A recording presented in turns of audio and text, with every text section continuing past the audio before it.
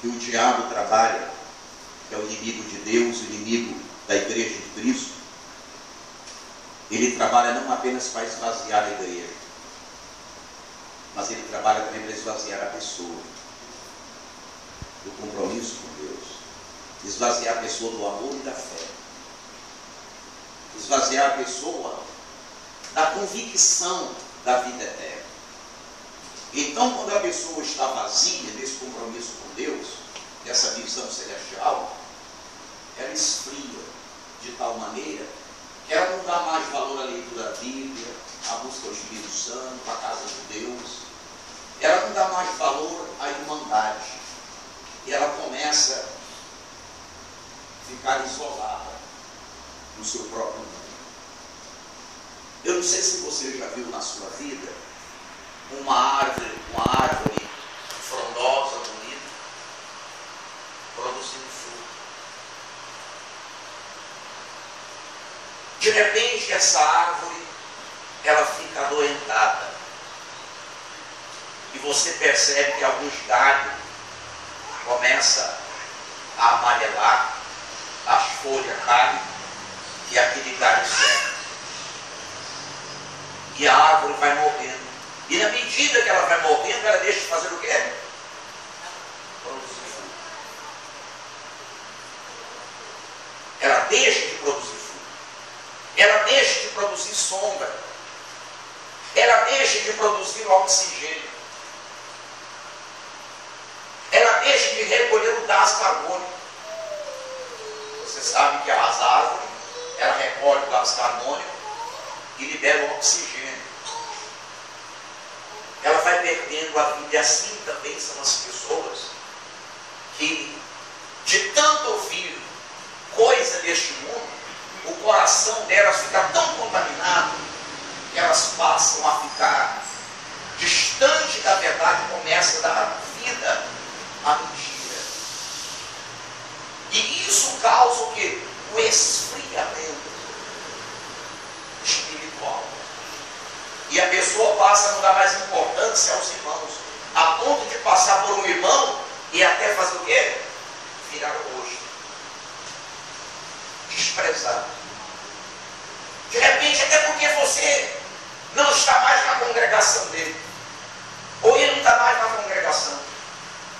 Independente da pessoa estar ou não estar na congregação, se nós conhecemos uma pessoa em Cristo Jesus, é problema dela se ela deixar o Senhor. Mas nós, cheios do amor de Deus, e da bondade de Deus, e da misericórdia de Deus, e da compaixão de Deus, e da natureza de Deus, nós não podemos desprezar esta pessoa, nem virar o rosto a ela. O fato dela não estar no nosso meio, o fato dela não estar no nosso convívio, não quer dizer que esta pessoa é nossa inimiga, mesmo que ela tenha esfriado na fé, mesmo que ela não queira nada mais com Deus. Porque se você demonstra amor para com ela, não é o seu amor, é o amor de Deus. Ela está tendo uma oportunidade. Por que razão? Assim como Cristo veio a este mundo e é a glória de Deus, nós que fomos chamados pelo Senhor Jesus, cheios do Espírito Santo, se uma vez convertidos formos, estaremos cheios do Espírito Santo para sermos a glória do Senhor Jesus. Como é que nós vamos atrair alguém para o Senhor Jesus se não há amor em nós, se não há bondade em nós, se não há misericórdia em nós, se não há em nós a natureza de Deus? E muitas vezes os nossos olhares é um olhar da condenação. E muitas das vezes fazemos um pré-julgamento. Tudo que o diabo quer é esvaziar-nos de Deus. Porque quando a pessoa se esvazia de Deus, ela passa a não ter mais prazer no seu convívio. E esse é o convívio espiritual, que é a casa de Deus. Não é outro lugar senão a casa de Deus. Se você for procurar defeito mesmo, você vai encontrar mil defeitos. Mas eu pergunto, você vai deixar de estar na presença de Deus sobre minha causa? Não. Você não vai encontrar a igreja perfeita, nem obreiro perfeito, nem pastor perfeito, nem diácono perfeito, nem evangelista perfeito, nem obreiro perfeito.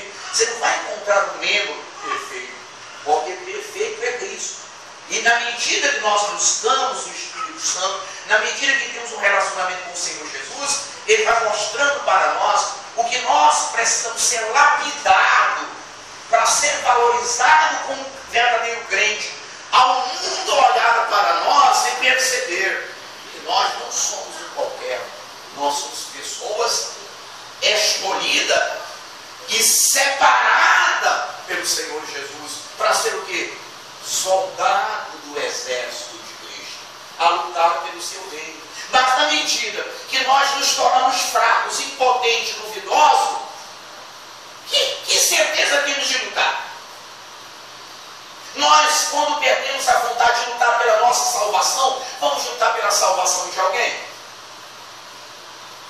Quando nós perdemos o prazer de ir para a casa de Deus, a gente tem prazer em conduzir alguém? E é tudo que o diabo quer, que a gente perca o prazer em ser trabalhador da seara do Senhor. Nenhum de nós estamos aqui, irmão, por nós mesmos. Você está aqui porque o Espírito Santo te trouxe aqui. Só que o Espírito Santo é um só. Mas o Espírito enganador são muitos. Eu posso ser esse filho da macumba. Quantos demônios tem lá? E cada demônio tem uma função. Bota dúvida, bota medo. O diabo botou lá dúvida de Eva. O que foi que Deus falou? Ah, Deus disse que é assim, assim. Não, não é bem assim. E quantas pessoas que você encontra por aí, que você pensa que a pessoa está cheia de Deus, e ela está cheia do espírito do engano, e ela começa a ser usada pelo diabo para colocar dúvida no seu coração, a fazer você a começar a olhar para a congregação, para os irmãos, com um pensamento dúbio. E esse pensamento dúbio, e esse coração fragilizado pela dúvida, pela insegurança, pela incredulidade, pelo medo, pela desconfiança, pelo esfriamento, é que faz você dizer assim: eu sou reservado. Não é que você é reservado. Não é que eu sou reservado. É que o diabo trabalha para causar divisão e causar isolamento espiritual. Porque a palavra de Deus não mente, diz o quê? Ó, quão bom e quão suave que os irmãos estejam em união. Se o Espírito Santo veio para unir, o diabo veio para desunir. Se o Senhor Jesus veio para formar uma família, porque nós somos família de Deus, família santa, nação santa, povo separado, lavado pelo sangue do Senhor Jesus, o diabo veio para lamear a cada um de nós com a sua sujeira, para que Deus não tenha prazer em quê? Na nossa vida. E é o que a gente, irmão, tem que ter cuidado. Eu não posso vigiar por você, mas é você que tem que ser vigilante com respeito à sua própria vida. E aqui diz o Senhor Jesus, no capítulo 10, no versículo 34, no livro de Mateus, olha o que ele diz: não penseis que vim trazer paz à terra. A princípio, parece uma coisa chocante, né? Oi, mas o Senhor Jesus não é o príncipe da paz? Não é Ele que dá paz? Não é o princípio da paz? Ele não é o princípio da paz, o príncipe da paz? Por que ele veio trazer espada? Mas eu pergunto, para que serve a espada? Para lutar. A espada é dada a quem? Ao velho homem ou ao novo homem? A velha criatura ou a nova criatura? A espada é a palavra. É com ela que a gente luta. Porque a luta não é contra a carne, não é contra o sangue, é contra os principados e a potestade que dominam este mundo. Se nós não estivermos cheios da presença de Deus, como é que a gente vai lutar? Porque o diabo é um espírito. E se o Espírito Santo não estiver no controle da nossa vida, então aquela pessoa tomada pelo diabo, pelo espírito do engano, ela vai agir na nossa vida de tal maneira que nós vamos trocar ou desprezar a verdade pela mentira. Nós vamos seguir a mentira como se fosse verdade. Eu pergunto, qual é a igreja que é boa?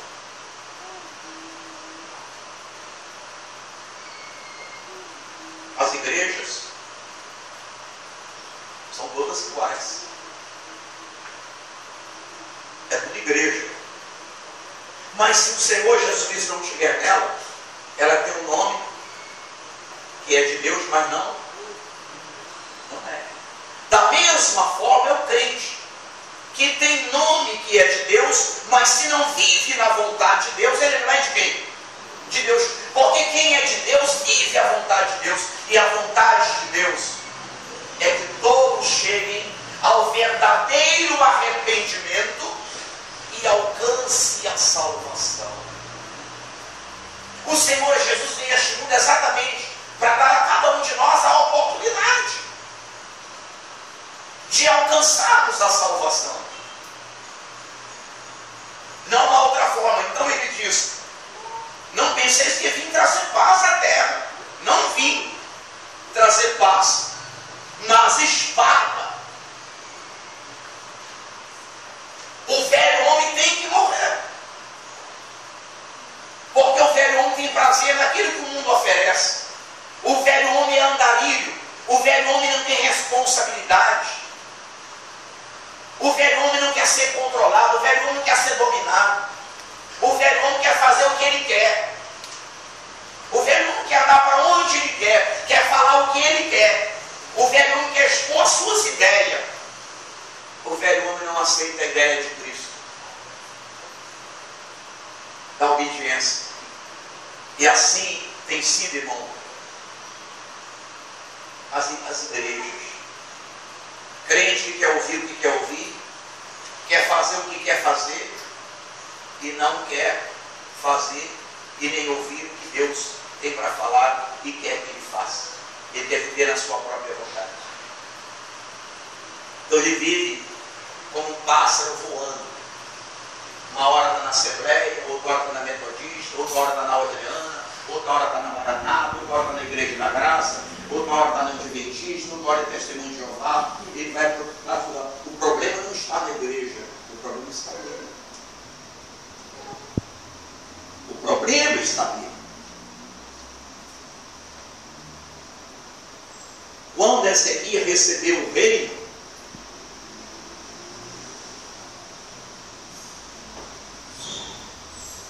o templo do Senhor estava cheio de imagens de idolatria.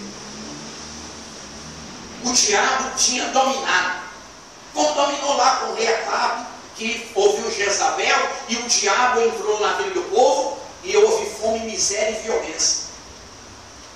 O que fez o rei Ezequias? Tirou os deuses estranhos de dentro da casa, atacou fogo em tudo, e chamou o povo ao arrependimento, para que Deus pudesse manifestar a sua glória. Não está escrito: resista ao diabo. Como é que eu vou resistir ao diabo? Cada dia mais vivendo a minha vida para Deus. Eu resisto ao diabo não aceitando a sua sugestão, as suas opiniões. Eu resisto ao diabo não fazendo a vontade dele, dizendo para ele: você não pode mandar na minha vida, você não pode dirigir a minha vida. Eu não aceito a sua opinião, porque eu tenho um dono. O dono da minha vida é aquele que me resgatou pagando com o seu próprio sangue lá na cruz do Calvário. Ele me resgatou para ele. É a ele que eu obedeço. E é a ele que eu vou ser fiel. Nós não temos que ser seguidor de igreja, irmão, nem seguidor de homem, não. Temos que seguir o Senhor Jesus. Porque é dele que teremos no final da jornada o quê? A recompensa. Então diz o Senhor Jesus aqui: pois vim causar divisão entre o homem e seu pai. Imagine o pai de Ezequias vindo e derrubando os deuses. Imagine.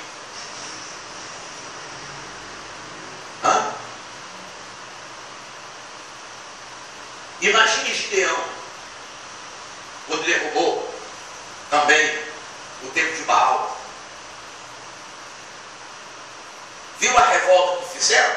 Fala assim, ó, foi o filho de Baal que derrubou o trono. Foi o pai de Gideão. Foi ele que derrubou as imagens. Foi ele que fez tudo isso aqui.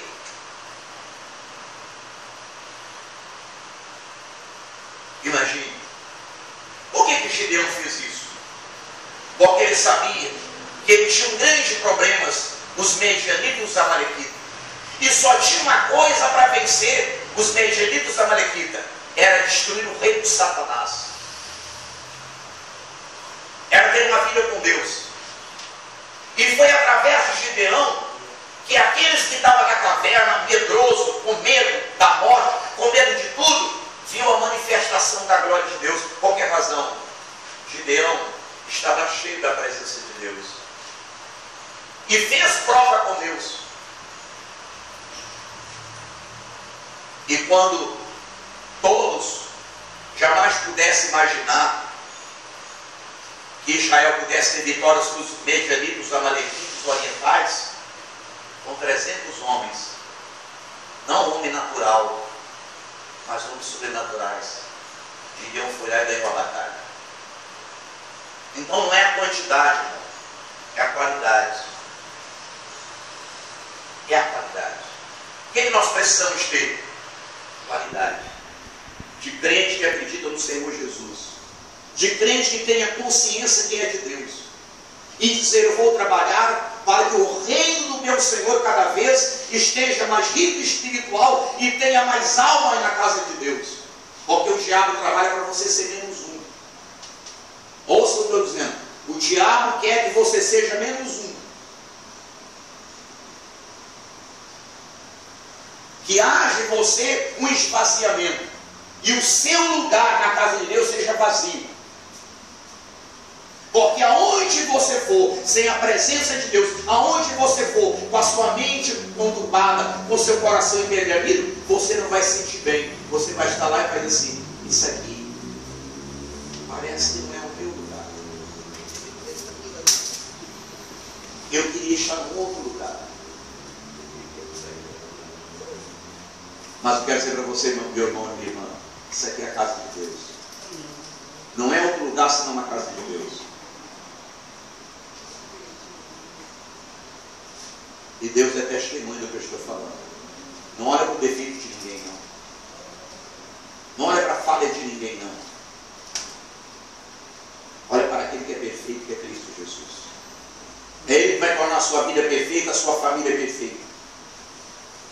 Quando a gente começa a olhar o defeito dos outros, a gente esquece que a gente tem uma vida para dela cuidar.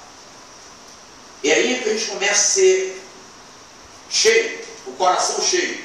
Começamos a olhar para a vida do outro, começamos a ter o coração cheio de repugnância pelaquela pessoa.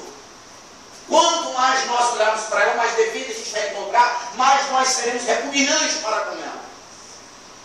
E isso mostra o quê? A ausência de Deus na nossa vida. Porque Deus é amor. O mais vil pecador, Deus ama. Então diz aqui o Senhor Jesus: pois vim causar divisão entre o homem e seu pai, entre a filha e a sua mãe, entre a nora e a sua sogra. Assim, os inimigos do homem, os inimigos do homem, para inimigos, está no plural, está vendo? Você não tem um inimigo só. Os inimigos do homem, artigo que define o homem, os inimigos do homem, está onde? Está onde, igreja? Serão da sua própria casa. Como é que você está vendo esse mundo? Eu estava vendo no jornal, não sei se passou todo mundo leu, em determinado lugar aí manifestou o demônio. A igreja. E a igreja, sem o poder de Deus, sem a unção do Espírito Santo, porque é preciso a pessoa ter a unção do Espírito Santo. Por que você encontra crente aí com 1001 problemas no casamento, problema com filho, problema com mulher, problema com marido? Ele é crente. Pastor que tem filho homossexual, pastor que tem filha lésbica homossexual, por que não consegue resolver o problema na sua própria casa? Está faltando a unção do Espírito Santo, está faltando a presença de Deus. E nessa igreja o demônio manifestou, e o pastor chamou os membros, amarrou aquele membro, arrancou a roupa daquele membro, acendeu uma fogueira e jogou o membro endemoniado dentro da fogueira. A pessoa morreu. Parece que o pastor está preso. E é a igreja tradicional. E sabe como é que é o nome da igreja? Eu só vou dizer o final dela: Visão Celestial. Mas é uma igreja tradicional. Jogou o membro, possesso do demônio, dentro da fogueira. Mas eu pergunto: o Senhor Jesus Cristo não disse: recebereis poder ao vir sobre vós o Espírito Santo? Poder para resistir à tentação, a não deixar o diabo esvaziar o coração e nem conturbar a mente, nem coordenar a nossa vida. Recebereis poder ao vir sobre vós o Espírito Santo e sereis a minha testemunha.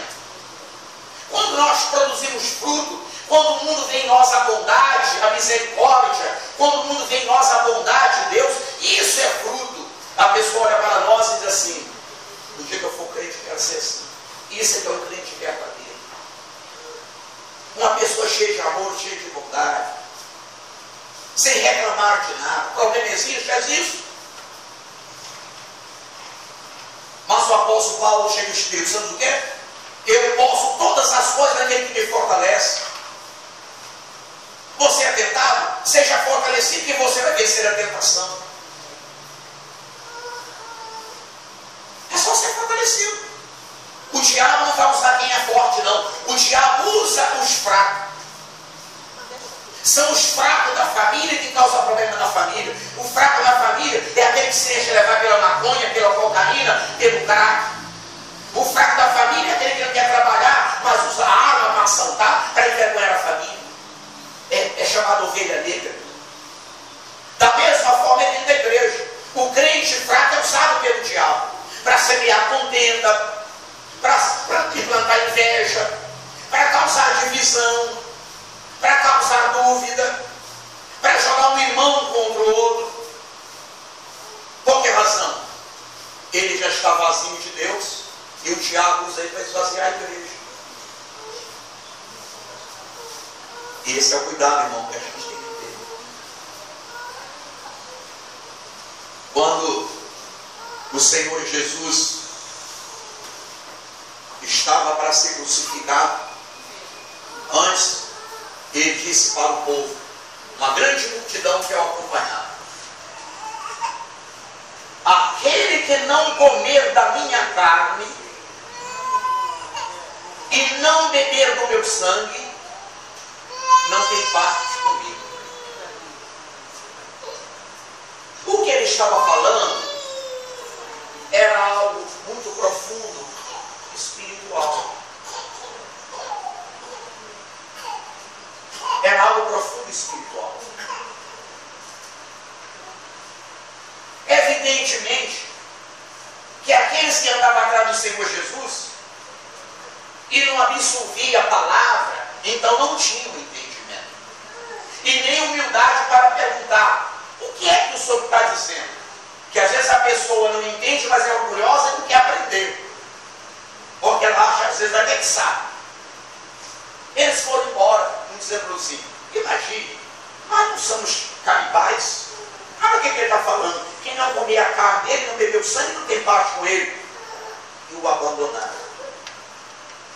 Quem não consegue compreender os mistérios de Deus, acaba abandonando a fé, o convívio dos irmãos. E todos foram, exceto os discípulos. Por que razão que eles não foram? Porque o Senhor Jesus os havia o quê? Chamado. Eles tinham sido chamados. Não é que nem os outros. Os outros estavam seguindo, mas não tinha sido o quê? Chamado. E quando o Senhor Jesus Cristo viu que aqueles que o seguiam tinham ido embora, ele chamou os discípulos e falou assim: ó, eles se escandalizaram e se foram. Porque eu disse que quem não comer da minha carne e não beber do meu sangue não tem parte comigo. Porventura vocês também não querem ir? Ali havia um homem que não tinha cultura, que não tinha sabedoria, que não cursou nenhuma faculdade, que não passou por nenhuma escola, mas ele sabia que o Senhor Jesus não era qualquer. Irmãos, o Senhor Jesus não é um qualquer.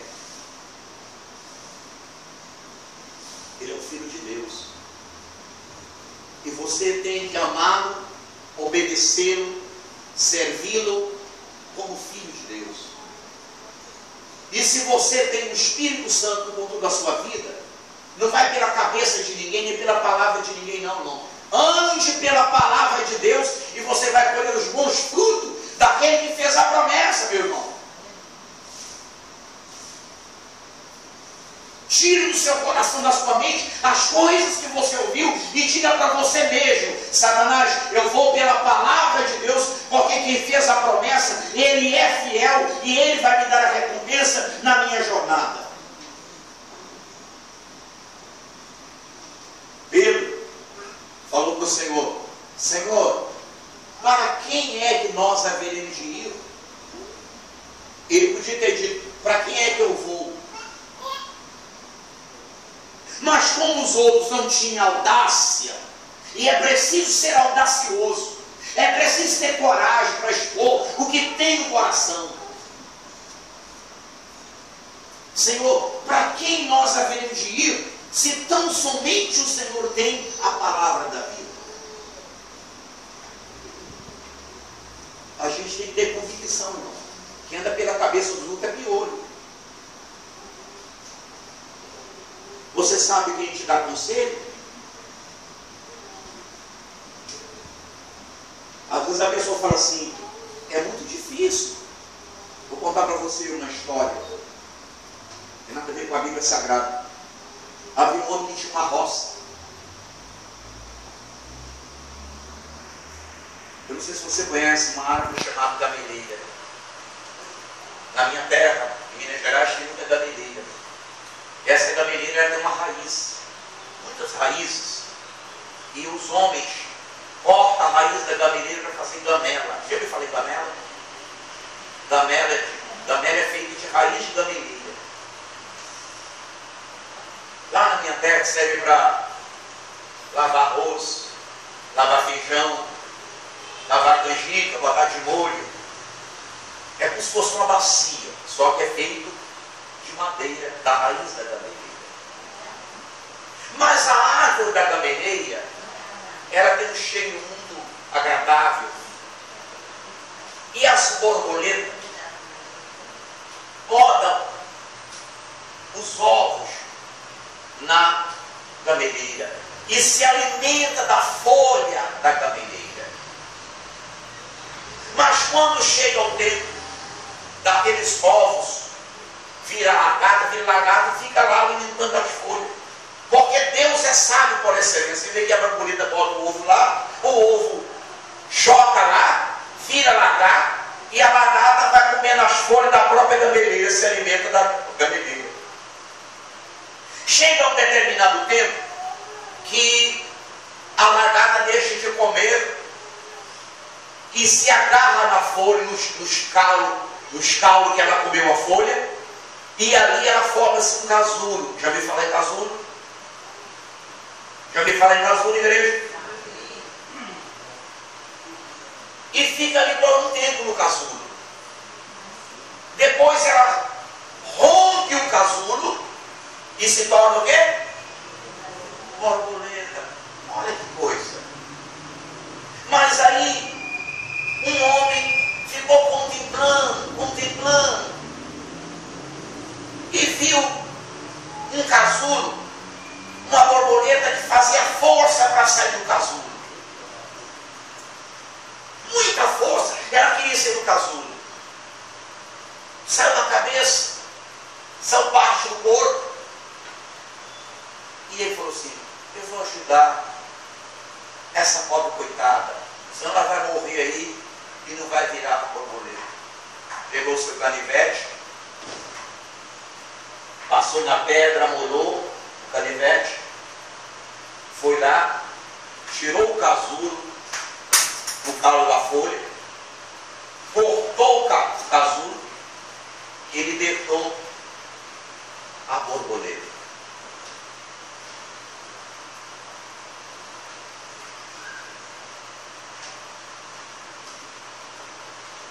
E botou a borboleta no chão e ficou olhando a borboleta para ela levantar voo. Mas a borboleta não levantava voo. E ele ficou olhando o casulo que estava nas árvores e olhava para a borboleta. E lá no casulo, ele viu outras borboletas que lutavam no casulo para se libertar. E ele disse consigo: eu não vou libertar, porque são muitas. Eu libertei essa aqui e não produziu resultado. Eu vou ver o que acontece. E a borboleta do casulo lutava. Quando se libertava do casulo, ela sacudia as asas e voava. E ele perguntava: por que é essa que eu libertei não levantou voo? E jogava a borboleta para cima e ela caía. E jogava para cima e ela caía. Mas era uma borboleta igual as outras, que estava soltando o casulo e estava voando. De repente viu várias borboletas voando, mas a que ele ajudou a se libertar do casulo não tinha levantado o voo.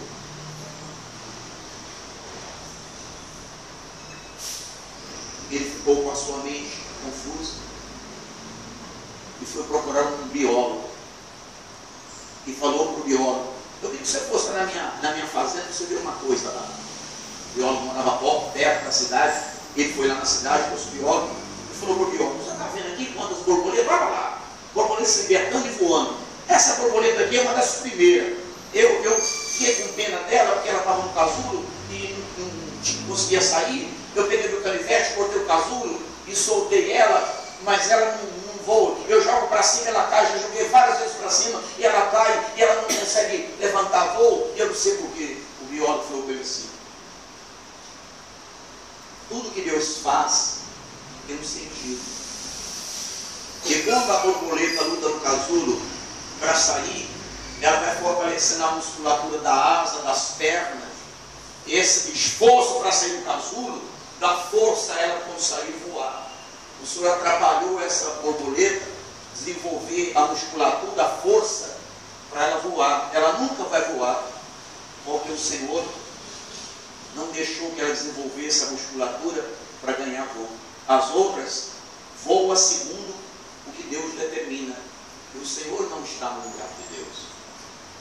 Tudo tem o seu próprio tempo. E ele falou assim: olha, as mulheres na cidade faz cesariana, ou tem parteira, tem médico e tem parto. Assim mesmo tem algum problema no nascimento da criança. Ele falou assim: vaca não tem parteiro, zebra não tem parteira, égua não tem parteiro. Foi falando. Mas todas elas Deus dá a condição de ter o parto natural. O que interfere o homem causa problema. Aí você vai dizer: mas bispo, o que tem a ver a borboleta comigo? Aí mesmo na sua Bíblia, João, nessa mesma folha, João capítulo 11, versículo 12, nessa mesma folha, mesmo capítulo aí, está na mesma folha, na minha Bíblia, pelo mesmo caso, no capítulo 11, versículo 12, o que está escrito, meus irmãos? João capítulo 11, versículo 12, o que está escrito? Ou Mateus, João não, Mateus capítulo 11, meu irmão. É Mateus capítulo 11, versículo 12. O que está escrito? O que está escrito, meus irmãos? Não ouvi, igreja.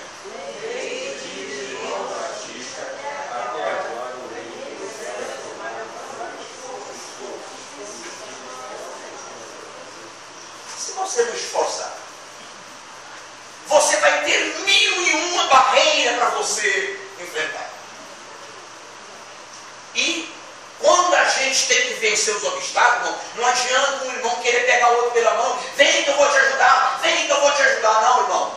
Você tem a sua luta. Você tem a sua espada. Você tem o seu escudo. Você tem o seu capacete. Você tem o seu calçado. Deus te deu o nome de Jesus, o Espírito do Senhor Jesus e a palavra dele para você. Se você tem um nome, tem a palavra e tem o Espírito, o que é mais que você precisa? Está aqui. Desde os dias de João Batista até agora, o reino dos céus é tomado por esforço, e os que se esforçam se apoderam dele. E diz mais no versículo 13: porque todos os profetas e a lei profetizaram a respeito de quem?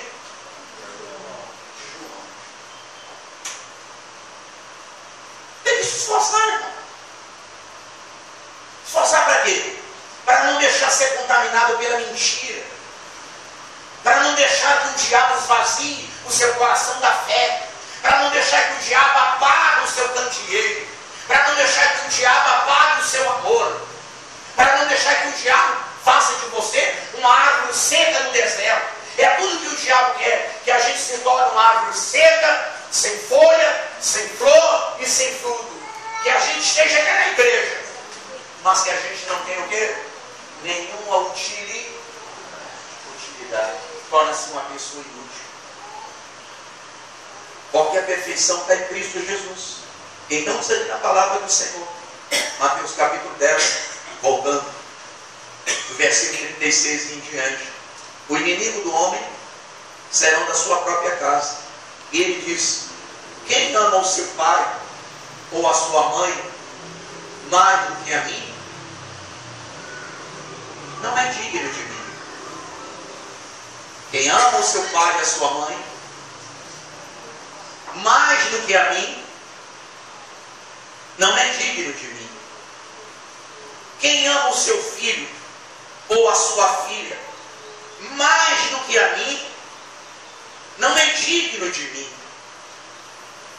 E quem não toma a sua cruz, para que serve a cruz, meu irmão? Para crucificação, não é? O velho homem não quer ser o quê? Crucificado. Ele fala: não, eu não. Você pode até querer ser nova criatura, mas eu não quero ser crucificado, não. Por que ele tem que ser crucificado? Para ele morrer. E ele não quer morrer porque ele quer dominar a nova criatura. Você acha que o pecado é bom ou é ruim? O pecado é bom. Se o pecado não fosse bom, alguém pecava? Porque o pecado dá prazer à carne. Mas a santidade dá prazer ao Espírito. Então tem que ver, irmão, se quer o prazer da carne ou o prazer do Espírito. Mas a palavra de Deus diz que a carne milita contra o Espírito contra a carne, e um se opõe ao outro. E quem anda pela carne não pode fazer a vontade de Deus. E quem não faz a vontade de Deus nunca será o quê? Feliz. Porque feliz é a nação cujo Deus é o Senhor. Ele só é Senhor de quem o obedece, quem faz a sua vontade. Não vai pela cabeça de ninguém, não, irmão. Isso mais do que a palavra de Deus. Quem não toma a sua cruz e vem após mim, não é digno de mim. Quem acha, ou quem acha a sua vida, ou quem ama a sua vida, quem ama a sua vida, ou quem dá prazer à sua vida, perdê-la. Quem, todavia, perde a vida por minha causa, achá-la. Quem perde e perde a sua vida por mim, acha a vida. Amém? Que vida, irmão? A vida eterna.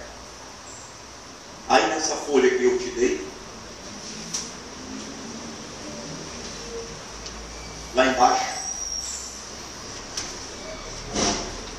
Blasfema contra o Espírito Santo. Pecado imperdoável. O Espírito Santo é a pessoa que nos convence do pecado. Porque o pecado domina o velho homem, a velha criatura. E é também o Espírito Santo que nos aponta o Salvador. Ele não apenas mostra o pecado, mas ele aponta também aonde a pessoa pode se livrar do pecado. Porque o salário do pecado é a morte, mas o dom gratuito de Deus é a vida eterna. Ora, se alguém fere o Espírito Santo com qualquer tipo de blasfêmia, ou seja, com palavras que ultraje a sua santa pessoa, certamente não encontrará ninguém capaz de convencê-lo dos seus pecados. Pois que o Senhor Espírito Santo se afastará dele definitivamente. E todos os seres humanos, que é religioso ou não, que seja ou não cristão, existe no mais profundo da sua alma uma pequena chama da fé. Eu tenho pregado isso aqui, irmão. O que o diabo trabalha? Para roubar o quê? A fé.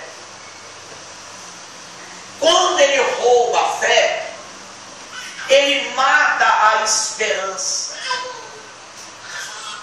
Depois que ele mata a esperança, o que ele faz? Destrói o sonho. Às vezes a pessoa tem sonho de ter uma família feliz, de ser bem-sucedido financeiramente, o sonho de ser um obreiro, de ser uma obreira, o sonho de ser um dirigente de uma igreja, o sonho de ser um evangelista, o sonho de ser um ganhador de alma. E o que o diabo trabalha? Para roubar a fé. Se a pessoa não tem fé, vai lutar com o quê? E tem muita gente na igreja, irmão, que não tem mais fé. É o caso dessa igreja que jogou a pessoa endemoniada dentro do fogo para queimar. Porque se tivesse fé, dizia o quê? Demônio, preste bem atenção. Em nome do Senhor Jesus, não importa quem te mandou, nem de onde você veio, nem o nome que você tem, você vai sair e agora sai dessa vida. E o demônio ia sair e a pessoa ia ser liberta. E a história seria o quê? Mas está na página do Jornal Globo, Jornal Dia, Jornal Meia Hora, Folha de São Paulo. Eu não vou citar aqui o nome da igreja por questão de ética, mas no final é Visão Celestial.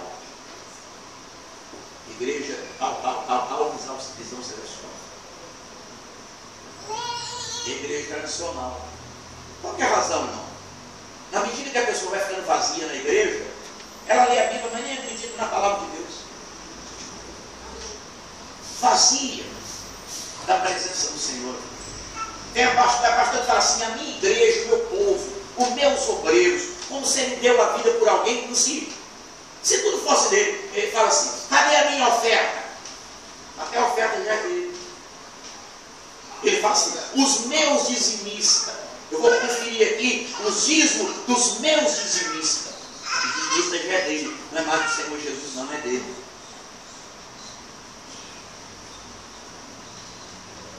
E hoje eu liguei o rádio de manhã, e estava ouvindo lá.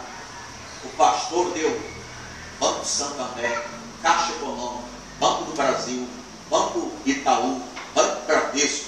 Passou uns 10 minutos dando nome de conta e os bancos a depositar o dinheiro.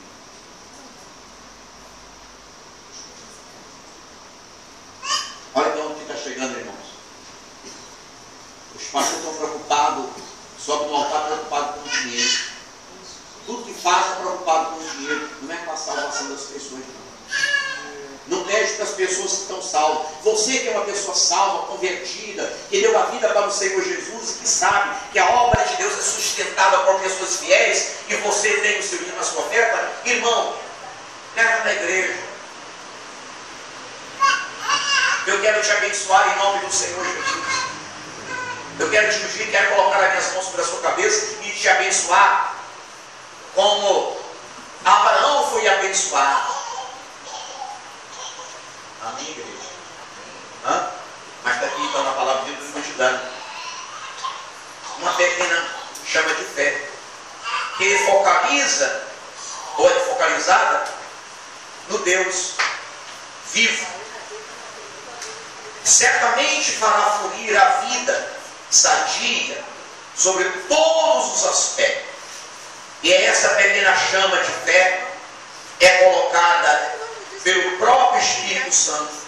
Então, se alguém fala contra o Espírito Santo,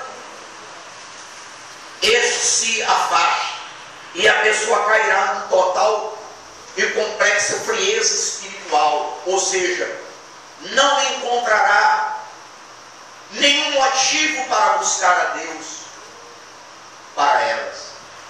Deus é nada. E a mesma coisa, por isso mesmo, é que o Senhor Jesus nos admoesta dizendo: em verdade, vos digo que tudo será perdoado aos filhos dos homens, os pecados e a blasfema que proferirem. Mas aquele que blasfema contra o Espírito Santo não tem perdão para sempre, visto que é réu de pecado eterno. Marcos capítulo 3, versículo 28 e 29. Os pecados cometidos contra o Pai ou contra o Filho podem ser perdoados, porque o Espírito Santo é que nos conduz ao arrependimento. Entretanto, se o pecado é contra o próprio Espírito Santo, quem nos levará ao arrependimento? Deus é amor, Jesus Cristo é misericórdia, mas o Espírito Santo é justiça. Você compreendeu, igreja? Deus é amor, Jesus Cristo é misericórdia e graça. Jesus Cristo é misericórdia e graça. O Espírito Santo é justiça. Se eu cometer um crime contra você, você contrata um advogado, vai na delegacia, registra o BO e me processa. O juiz vai julgar. Se você cometer contra mim, da mesma forma. Mas se nós pecarmos contra Deus, quem poderá nos defender? E quando, irmão, a gente dá ouvido à voz do diabo, como foi o caso de Eva lá no paraíso, nós estamos, principalmente nós que somos convertidos, nós estamos levantando contra o Espírito Santo. Quando nós, da casa de Deus, conhecendo a verdade, a bondade, a misericórdia, a graça, a benevolência de Deus, ouvimos coisas que muitas vezes não são verdadeiras e nos tornamos expoentes da mentira, nós estamos a serviço de Satanás e não a serviço do Espírito Santo. Porque tudo que o diabo quer é que com a sua mentira, com a sua dúvida, com tudo que não presta, ele esvazia o coração daqueles que servem o Senhor. Primeiro esvazia o coração, para depois esvaziar a casa de Deus. Para depois esvaziar a casa de Deus. Cuidado, irmão. Ainda é tempo.